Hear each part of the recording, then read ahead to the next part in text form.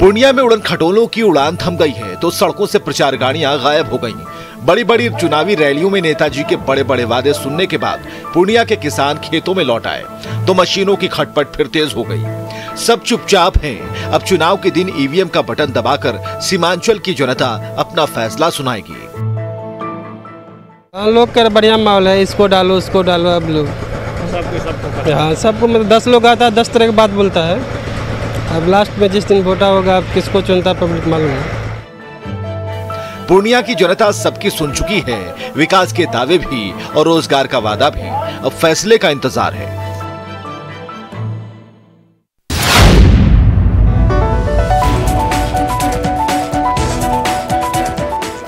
पूर्णिया के 22 अनुमंडल के बाशिंदे हर साल बाढ़ और कटाव से जूझते हैं। हर साल सैलाब में सब कुछ गंवाते हैं और फिर से तिनका जोड़कर अपनी जिंदगी शुरू करते हैं। आजादी के सालों बाद भी ऐसे कई गांव हैं जहां तक पहुंचने के लिए नाव ही एकमात्र जरिया है। चुनाव के समय नेताजी आते हैं, दुख दर्द दूर करने का वादा करते हैं और लौट जाते हैं, लेकिन ये वादे कभी पूरे नहीं होते। भरपूर है नदी से कटान से हम लोग तबाह। अच्छा, घर द्वार फंस गया, कितना उलट गया बारिश से। तो उसके लिए आपके जनप्रतिनिधि कुछ कर रहे हैं कि नहीं, कोई सहयोग कर रहे हैं? कुछ नहीं कर रहे। पूर्णिया का ये इलाका आज तक नेताजी के दावों और वादों के बीच उलझ कर रह गया, तो यहाँ के बाशिंदे विकास के लिए तरस रहे हैं।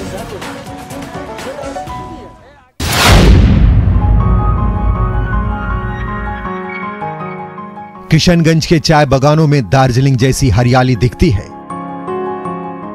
इन महिला श्रमिकों के हाथ से तोड़ी गई चाय की सुनहरी पत्तियों से आपका सुबह का प्याला तैयार होता है। हर बार के चुनाव में चाय बागान मजदूरों की हालात सुधारने और किशनगंज को टी सिटी का दर्जा देने का मुद्दा जोर शोर से उठता रहा है, लेकिन ये वादा अब तक पूरा नहीं हो सका है। इन्होंने अगस्त सितंबर में चाय को कृषि उद्योग आधारित उद्योग का दर्जा दिया है। जो लोगों के मन में एक भावना थी कि टी सिटी बनेगा किशनगंज, तो मगर टी सिटी बनने के रास्ते अब क्लियर हो गए हैं। तो जो भी सरकार आएगी वो चाय बागान की ओर उसको ध्यान देना चाहिए। किशनगंज के इन चाय बागानों ने बड़ी संख्या में महिला और पुरुषों को रोजगार दिया है। हर 5 साल में चाय बागान के मजदूरों को न्यूनतम सुविधाएं देने का वादा चुनावी मुद्दा रहा है, लेकिन कभी भी चाय बागान श्रमिकों की स्थिति नहीं सुधरी।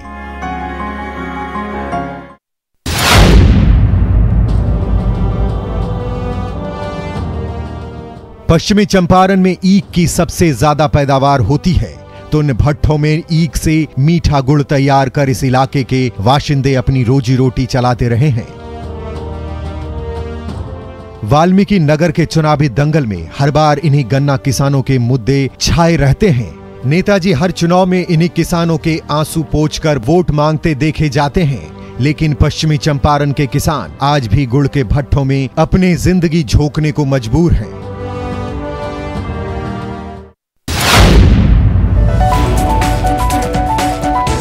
ईवीएम और वीवीपैट थामे सुरक्षा बलों के जवान सुपौल जिला मुख्यालय से ट्रकों पर सवार होकर सुदूर मतदान केंद्रों की ओर रवाना हो गए। तो कोरोना काल में मतदान सामग्री के साथ इस बार मतदान कर्मियों को कोरोना किट भी दिया गया, जिसमें कोरोना से सामना करने के लिए मास्क और सैनिटाइजर से लेकर फेस शील्ड भी है। सैनिटाइजर दिया गया, मास्क दिया गया है, इसके बाद जो है मेडिसिन का सामान भी दिया गया है हम लोगों को। वो चाक चौबंद व्यवस्था जो सरकार की है, बहुत अच्छा व्यवस्था किया है। चाक फेस शील्ड भी है आपके पास, आपने फेस शील्ड भी ले रखा है, आपको मिला है क्या? फेस शील्ड चेहरा, हाँ, चेहरा के लिए फेस मास्क, चेहरा के लिए जो है दिया गया है, मास्क दिया गया, फेस शील्ड दिया गया है। सुपौल की सड़कें पोलिंग पार्टियों की आवाजाही से पटी रही। बसों और ट्रकों पर सवार होकर सुरक्षा बलों के जवान अपनी ड्यूटी निभाने के लिए बूथों की ओर जाते दिखे।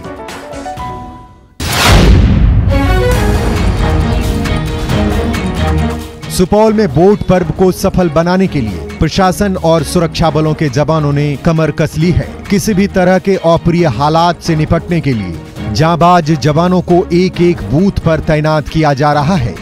तो सुपौल जिला प्रशासन ने भी तमाम मतदाताओं से बढ़ चढ़कर लोकतंत्र के महापर्व में हिस्सा लेने की अपील की है। मैं आपके माध्यम से यही अपील करूंगा कि हम लोगों ने पूरी तैयारी की है जो भी आपका एक एक वोट इस लोकतंत्र के लिए बहुत ही महत्वपूर्ण है, तो अधिक से अधिक संख्या में कल बाहर आएं और अपने मताधिकार का प्रयोग। बिहार में पहले और दूसरे चरण में सुरक्षा बलों की चौकसी की बदौलत ही शांतिपूर्ण तरीके से मतदान संपन्न हो सका था। ये जांबाज जवान तीसरे चरण के लिए कदम ताल करते नजर आ रहे हैं।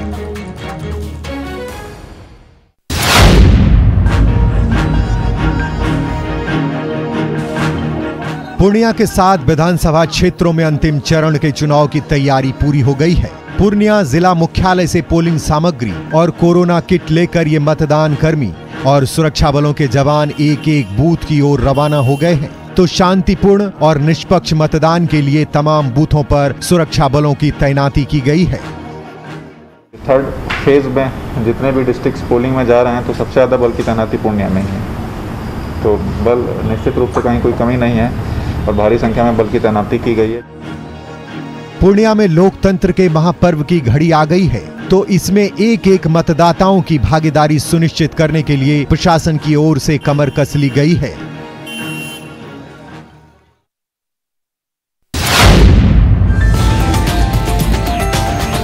किशनगंज में तीसरे चरण के चुनाव को लेकर सुरक्षा बलों के जवान मुस्तैद नजर आ रहे हैं। वोटिंग के दिन जमीन और पानी के साथ साथ हवा से भी पोलिंग बूथ की निगरानी की जाएगी। वोटिंग से पहले किशनगंज के डीएम और एसपी ने हेलीकॉप्टर के जरिए संवेदनशील इलाकों का हवाई सर्वे भी किया। हम लोग एक बार जाके विजिट कर लेंगे बॉर्डर एरियाज में, क्योंकि यहाँ पे नेपाल की सीमा लगभग 104 किलोमीटर लंबी है और काफ़ी इंटीरियर के इलाके हैं, वहाँ पे एक बार विजिट कर लेंगे और एरिया डोमिनेशन एक्सरसाइज में हम लोग पार्ट करेंगे। किशनगंज का बड़ा इलाका नेपाल और बांग्लादेश की सीमा से लगता है। ऐसे में सीमाई इलाके में खास तौर पर अर्धसैनिक बलों के जवान को तैनात किया गया है।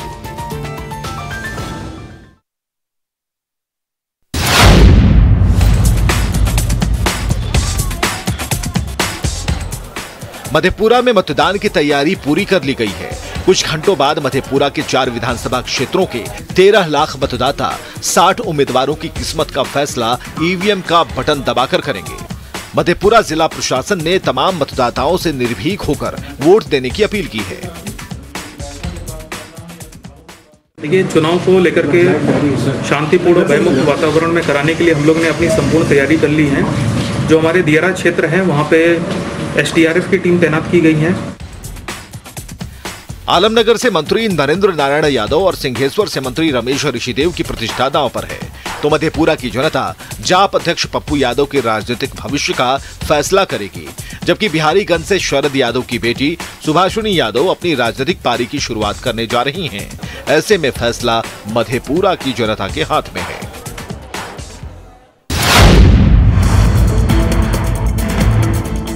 मोतिहारी में तीसरे और अंतिम चरण का मतदान कराने की तैयारी पूरी हो गई है। शांतिपूर्ण और निष्पक्ष मतदान कराने के लिए पूर्वी चंपारण के डीएम और एसपी ढाका और नरकटिया विधानसभा क्षेत्र के संवेदनशील बूथों का जायजा लिया। इस मौके पर बड़ी संख्या में अर्धसैनिक बलों के अधिकारी मौजूद रहे। साथ ही मतदान कर्मियों को कई दिशा निर्देश दिए गए।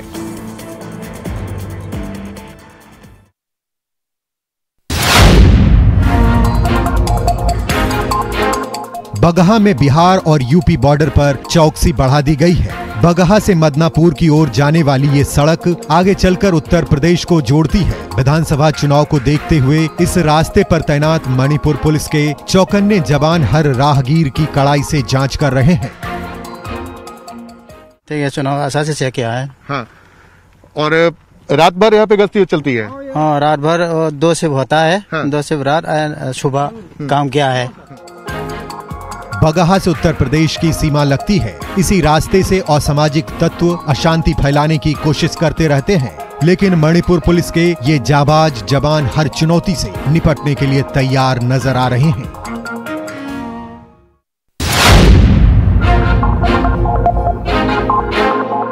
सुपौल में बिहार नेपाल बॉर्डर सील है। चप्पे चप्पे पर सुरक्षा बलों के जवान मुस्तैद हैं। भीमनगर के पास नेपाल की ओर जाने वाली सड़क पर सशस्त्र सीमा बल के चेक पोस्ट पर कड़ा पहरा है, तो सीसीटीवी कैमरे के जरिए भी इंडो नेपाल बॉर्डर पर भी नजर रखी जा रही है। किसी भी अप्रिय स्थिति से निपटने के लिए सुपौल पुलिस के साथ साथ पारा मिलिट्री फोर्स के जवान चौकन्ने नजर आ रहे हैं। अंतर्राष्ट्रीय सीमा है उसको भी हमने सील किया है, 16 जगह से सील किया है। जो अंतर जिला की सीमाएं हैं उसको भी हम लोगों ने 16 जगह से सील किया है। और इंटर डिस्ट्रिक्ट जिला के जो अंदर हैं वो भी 5 हमारे चेक पोस्ट हैं। तो सुरक्षा के पूरा पुख्ता प्रबंध है हमारे पास। अंतिम चरण के चुनाव को देखते हुए सुपौल के पास नेपाल सीमा को 16 जगहों पर सील किया गया है, तो हर जगह पर सशस्त्र सीमा बल के जवान दिन रात चौकन्ने नजर आ रहे हैं।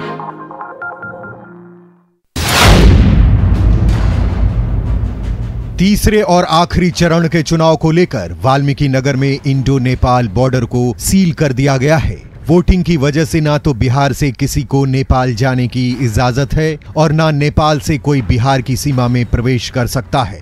बिहार से नेपाल को जोड़ने वाली सड़कों पर कंटीले तार बिछा दिए गए हैं, तो बॉर्डर चेक पोस्ट पर तैनात सशस्त्र सीमा बल के जवान हर समय चौकस नजर आ रहे हैं। नेपाल सीमा के जरिए असामाजिक तत्व अक्सर बिहार चुनाव में बाधा डालने की कोशिश करते रहे हैं, लेकिन एसएसबी के जवान ऐसी हर कोशिश को नाकाम करने में पूरी मुस्तैदी से जुटे हुए हैं।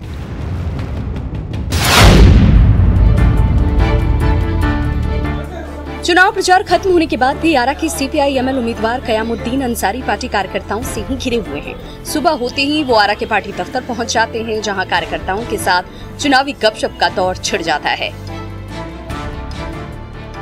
चुनावी चर्चा में हम लोग लगातार मशगूल रहे। अपने समर्थकों के बीच हम मिलते जुलते रहे। हर मोहल्लों में, गाँव में, गलियों में, कूचों में हम घूम करके अपने लोगों के बीच ही रहे। आरा की 7 सीटों में पहले चरण में ही मतदान संपन्न हो गए हैं, तो चुनाव परिणाम आने में अभी देर है। ऐसे में नेताजी कार्यकर्ताओं के बीच बैठकर जनता की नब्ज टटोलने की कोशिशों में जुटे हुए हैं।